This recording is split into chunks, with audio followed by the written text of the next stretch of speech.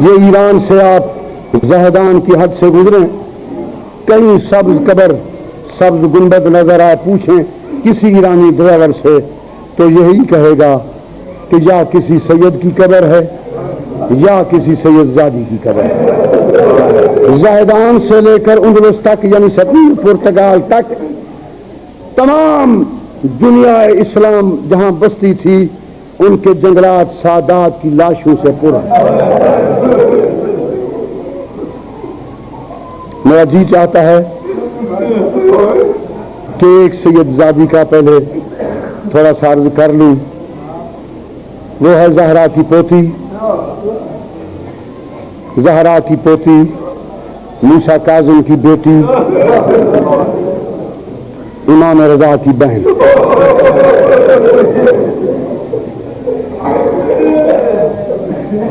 جو لوگ تازہ زیارت کر کے آئے ہیں، امام رضا علیہ السلام سے پوچھا گیا حضور آپ کی زیارت کا کتنا ثواب ہے؟ سرکار نے بیان فرمایا میری زیارت کا ثواب بہت زیادہ بہت زیادہ بہت زیادہ۔ عرض کی حضور اگر آپ کی زیارت پر ہم نہ پہنچ سکیں، سرکار نے فرمایا اس کی متبادل میں آپ کو ایک زیارت بتاؤں۔ وہ کم کے بسنے والا بندہ تھا، حضور نے فرمایا ایک قبر کم میں بنے گی اور وہ میری بہن کی قبر ہوگی، اور جس نے میری بہن کی قبر کی زیارت کر لی میدان محشر میں وہ میرا زوار ہو کر اٹھے گا۔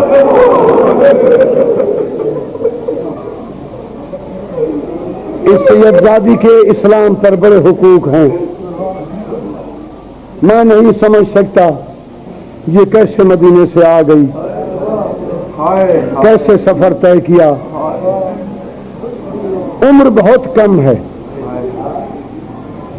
غالباً 15 سال کے قریب، بہت کم عمر۔ انہوں نے حضرت امام رضا سے پوچھا تھا آقا باپ چلے جائیں تو بڑے بھائی ان کی دستار کے وارث قائم مقام ہوتے ہیں، آپ جا رہے ہیں پھر میرا سہارا اگر کبھی ملنا چاہوں۔ سرکار نے فرمایا کبھی ملنے کا خیال ہو تو ایک مشہور بستی ہے ایران کی جس کا نام ہے قم، اس قم کے متعلق پوچھ لینا، قم والے صحیح نشاندہی کریں گے میں کہاں ہوں۔ معلوم ہوتا ہے قم پرانے زمانے سے آل محمد کے غلاموں کا مرکز تھا۔ جب قم سے کچھ فاصلے پر آئی سواری نہیں تھی، ایک دائی ہے ایک آپ ہے۔ حالت یہ ہے جو پہاڑی علاقے میں رہتے ہیں وہاں صرف پاؤں سے سفر نہیں ہوتا، کبھی پہاڑ پر چلنا پڑتا ہے، وہاں ہاتھوں کا زور لگتا ہے، کہیں جانوں ٹیکنے پڑتے ہیں، کہیں ہموار زمین ہو تو پاؤں سے چلنا پڑتا ہے۔ حالت اس بی بی کی یہ تھی جب آخری پہاڑی سے اتری، جس پتھر سے قدم اٹھا کر اگلے پتھر پر رکھتی تھی جب پیچھے دیکھتی تھی تو تمام خون کے لیکے، خون کی دھاریں نظر آتی تھی۔ بیٹھ گئی ایک مقام پر جہاں ایک رستہ آیا چوراہا، فرماتی ہیں دائی میں تھک گئی ہوں، میں چلنے کے قابل نہیں، اسی رستے سے کوئی ایرانی گزرے اس سے پوچھ لینا کہ قم کہاں ہے، ہمیں یہ بھی پتہ نہیں قم کہاں ہے۔ یہ قم سے جہاں بی بی پوچھ رہی ہے یہاں سے قم 30 میل تھا۔ اچانک ایک ایرانی آیا، دائی نے بلا کر کہا ایرانی ہماری طرف دیکھنے کی کوشش نہ کرنا، میرے ساتھ پردہ دار نبی زادی ہے، تجھ سے پوچھنا چاہتی ہے یہاں سے، پہلے تو بتاؤ امام رضا کو جانتے ہو؟ اس نے جواب دیا کہ ہمارا 8واں امام ہے۔ ہم لوگ سارے امام رضا کو امام مانتے ہیں.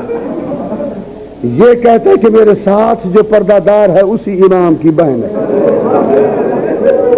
تجھ سے سوال کرتی ہے امام کہاں ہے؟ اس نے بتایا یہاں سے 600 میل کا رستہ. یہ 600 میل کی خبر سن کر جگر پر ہاتھ رکھ کے بیٹھ گئی. فرمایا اس سے پوچھو کم کہاں ہے؟ اس نے بتایا یہاں سے 30 میل. فرماتی ہیں کم تک پہنچ جاؤں گی، اس کے بعد مشکل. اس سے پوچھو کہ یہاں قریب کوئی شیعہ کی بستی ہے؟ آج میں نہیں چل سکتی، رات رہنا چاہتی ہوں. اس نے عرض کی یہاں ایک ساوا اس بستی کا نام ہے جو سامنے نظر آ رہی ہے، اس کے بسنے والے سارے شیعہ ہیں. فرماتی ہیں یہاں مجھے ایک حویلی خالی کرا دو، آج رات آرام کروں گی. ایک حویلی خالی ہوئی. بی بی نے اس رات وہاں آرام کیا، لیکن 1400 میل کی تھکی ہوئی. کیا نیند کرنا تھا. ساری رات ہائے رضا ہائے رضا کہہ کر روتی رہی. جب رات ڈھلی دائی کو جگایا، دائی جاگ گئی. فرمایا میری نبض پہ ہاتھ رکھ،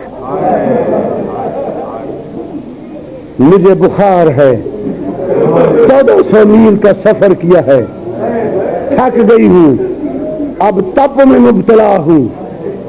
کل تک تو حوصلہ تھا کہ کن تک جاؤں گی، آج وہ حوصلہ پست ہو گیا ہے، نہیں جا سکتی.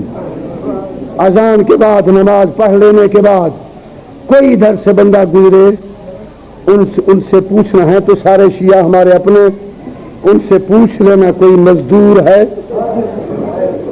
جو ہماری اتنی مزدوری کرے، یہاں سے کم اطلاع دے کہ 8ویں امام کی بہن 1400 میل کا سفر کر کے تھک چکی ہے،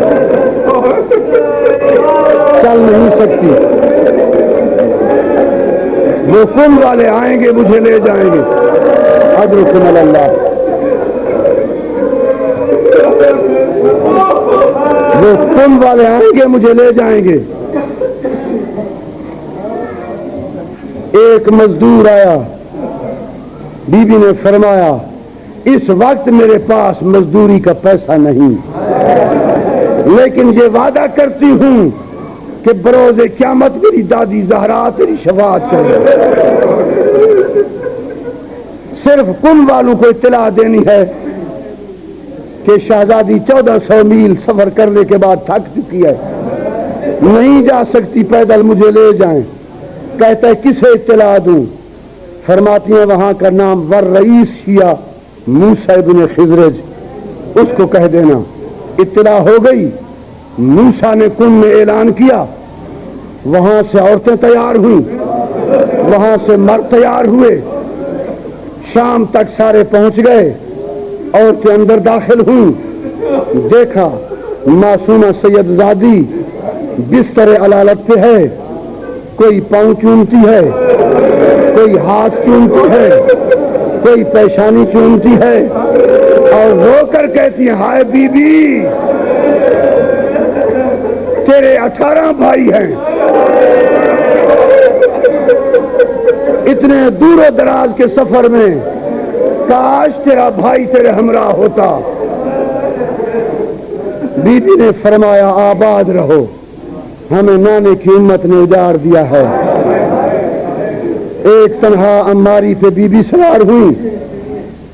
موسیٰ ابن خضر نے فرمایا مردو دور ہو جاؤ، یہ ہے زہرا کی پوتی، اس کے معمل پر بھی کسی غیر کی نگاہ نہ پڑے، نگاہ نہ پڑے. مرد دور ہو گئے. مستورات کا ارد گرد حالہ تھا. پہنچی کم کی عورتیں چھت پر چڑھی، کم کی عورتیں، لیکن ہر بہن کی اپنی قسمت. حسین کی بہن شام میں پہنچی اور عورتیں چھتوں پہ چڑھی. امام رضا کی بہن کم میں پہنچی اور عورتیں چھتوں پہ چڑھی، لیکن بڑا فرق ہے، شام کی عورتوں کے ہاتھ میں پتھر تھے، کم کی مستورات کے ہاتھوں میں خاک شفا کی تسبیح تھی۔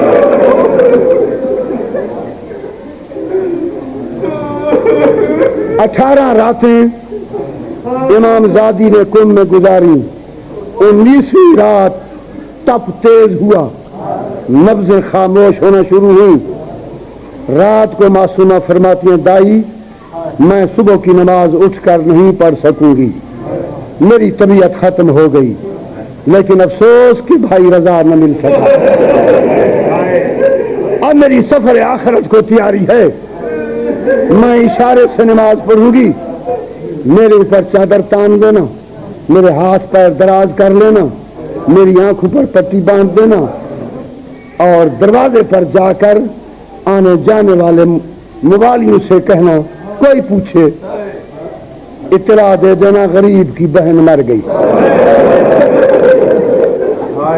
موسیٰ بن خضر جو گزرے، دائی کے چیخنے کی آواز نکلی، موسیٰ نے دستک، علی موجود نہیں ہے تو اس کا نتیجہ یہ نکلے گا کہ ہم میں سے کسی کو علم ملے گا۔